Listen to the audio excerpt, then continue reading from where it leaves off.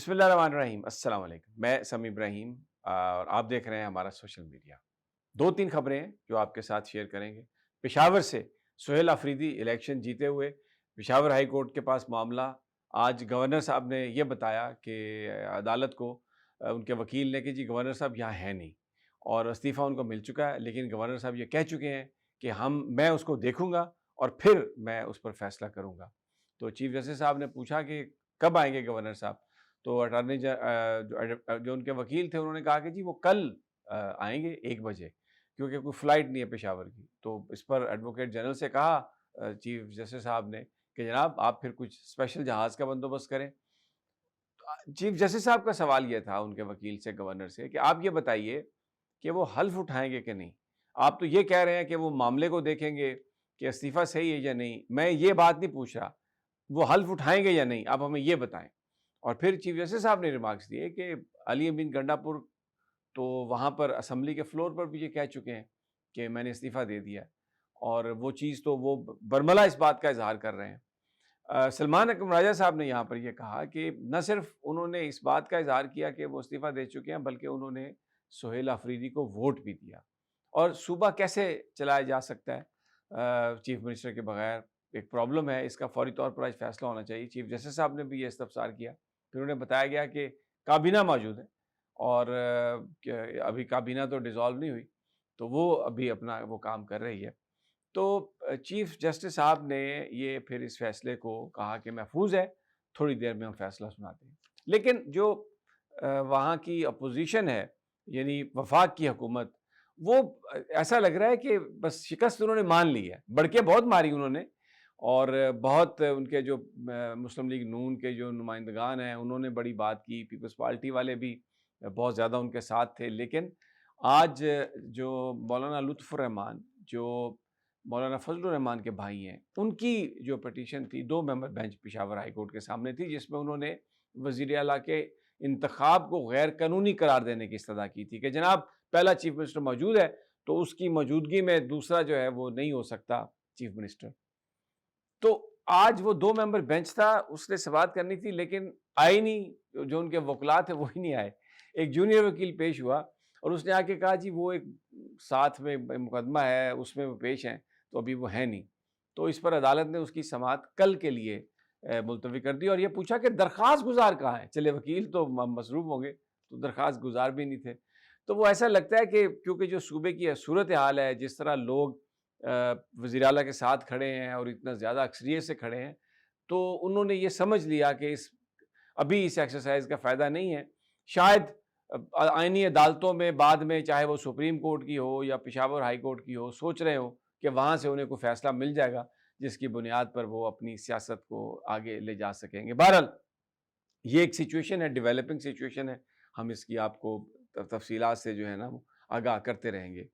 لیکن ایک اور جو خبر آج آئی ہے، پی ٹی سی ایل کی جانب سے کہا گیا ہے کہ انٹرنیٹ وہ بند ہوگی کوئی پورے ایک دن کے لیے، 18-20 گھنٹوں کے لیے، اور کہا گیا کہ ایک مرین کیبل جو ہے وہ ڈیمیج ہوئی ہے۔ جو ایکسپرٹس ہیں ان کا میں آپ کو بتاتا ہوں وہ کیا کہہ رہے ہیں۔ اچھا، یہ ایک معمول کی بات ہوتی ہے، اگر کہیں پہ ریپیئر ہو رہی ہے، کوئی پرابلم آئی، پاکستان میں بار بار ہوتا ہے تو ایک پریس ریلیز آ جاتی ہے، لیکن آج اس میں خاص بات یہ ہے کہ وہ جرنلسٹ جو پرو گورنمنٹ ہیں، وہ اس پریس ریلیز کو بہت زیادہ انہوں نے ہائپ دی ہے۔ تو اس سے کچھ بہت سارے لوگ میں دیکھ رہا تھا سوشل میڈیا پر کویسچن کر رہے ہیں، ان کو یہ لگ رہا ہے کہ شاید اس کے پیچھے کچھ اور ہے۔ اب اس کے پیچھے کیا ہے، میرے پاس تو کوئی چیز اسپیکولیشن کے لیے بھی نہیں ہے، لیکن پی ٹی سی ایل یہ کہہ رہی ہے کہ انٹرنیٹ 18 گھنٹوں کے لیے، ویسے وہ مدت شروع ہو چکی ہے کہ اس میں کم ہو جائے گا، کسی وقت ہو سکتا ہے ختم بھی ہو جائے۔ تو اور اس کی وجہ انہوں نے بتایا کہ وہ ایک جو کیبل ہے اس میں خرابی ہے، لیکن سوشل میڈیا پر لوگ اسپیکولیشن کر رہے ہیں، کوئی اس کو صورتحال کو جوڑ رہا ہے پشاور کی صورتحال سے، کوئی اس کو شرم الشیخ کی صورتحال سے جوڑ رہا ہے، کوئی اس کو یہاں پر لاہور مریدکے کی صورتحال سے جوڑ رہا ہے۔ تو یہ اسپیکولیشن از آن۔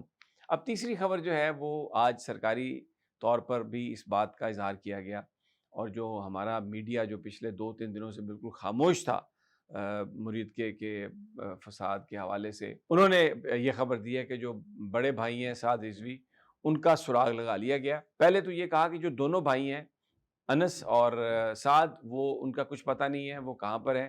ان کو اپیل کی گئی کہ آپ اپنے آپ کو پولیس کے حوالے کر دیں. یہ ٹی وی پر چیز آئی ہے، حقیقت ہے یا نہیں یہ مجھے نہیں پتا. تو پھر تھوڑی دیر بعد یہ خبر آئی ہے کہ سعد رضوی کا سراغ لگا لیا گیا اور ان کو جلد گرفتار کر لیا جائے گا. انس کا ابھی نہیں پتا، وہ کہنے کہ یہ بھاگ گئے تھے. لیکن اس حوالے سے بہت اسپیکولیشن ہے، میں کسی اسپیکولیشن میں نہیں چاہتا، لیکن بہت اچھا ہوگا اگر یہ جو چیز ہے حکومت اس حوالے سے بہت ہی کلیئرٹی کے ساتھ، اگر وہ حکومت کی تحویل میں ہیں، ان پر اگر پرچے ہیں تو ان کو عدالت میں پیش کر دیں اور وہ بتا دیں اس کو.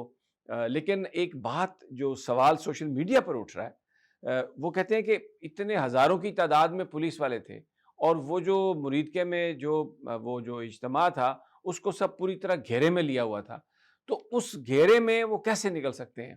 تو یہ وہ سوال اٹھا رہے ہیں حکومت سے کہ وہ اپنی پوزیشن واضح کرے. لیکن حکومت کی جو پوزیشن ہے میں نے آپ کو وہ بتا دی ہے. تو ویسے اوورآل صوبے میں امن امان ہے.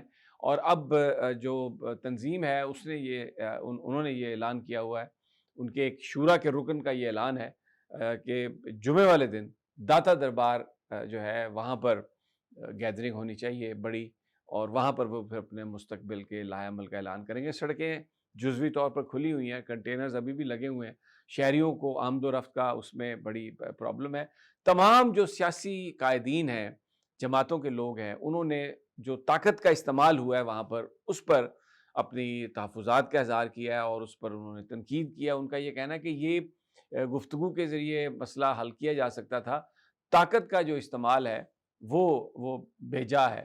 اور ابھی تک جو وہاں پر لاہور میں جو مرکز کی جو صورتحال ہے وہاں پر بھی وہ بتا رہے ہیں کہ پچھلے 2-3 دنوں سے انتظامیہ کے وہ قبضے میں ہے اور نہ فیملی کی ایکسیس ہے اور نہ ان کے جو پارٹی کے لوگ ہیں، ان کے جو فالوورز ہیں، نہ ان کی وہاں تک ایکسیس ہے. اور بہت سارے جو ان کے ذمہ داران ہیں ان کے نمبر سنگل ٹک پہ ہیں اور کوئی ان کو جواب نہیں آ رہا. اس لیے جماعت کے جو لوگ ہیں ان کے اندر ایک کنفیوژن ہے، بہت کنفیوژن ہے ان کے اندر. ایک وہ سوال چاہتے ہیں تو کچھ تو جواب آج دے دیے ہیں وفاقی حکومت نے، اور اگر مزید بھی شام تک مجھے امید ہے کہ حکومت ظاہر ہے نہیں چاہے گی کہ اس میں مزید جو چیز ہے وہ خراب ہو، تو وہ اس حوالے سے کوئی سٹیٹمنٹ یا ویئر اباؤٹس کے حوالے سے کوئی چیز آ جائے گی. لیکن ابھی تک مقدمے درج ہیں، کروڑوں روپے انہوں نے کہا جی برآمد ہوئے ہیں، بڑی قیمتی چیزیں برآمد ہوئی ہیں.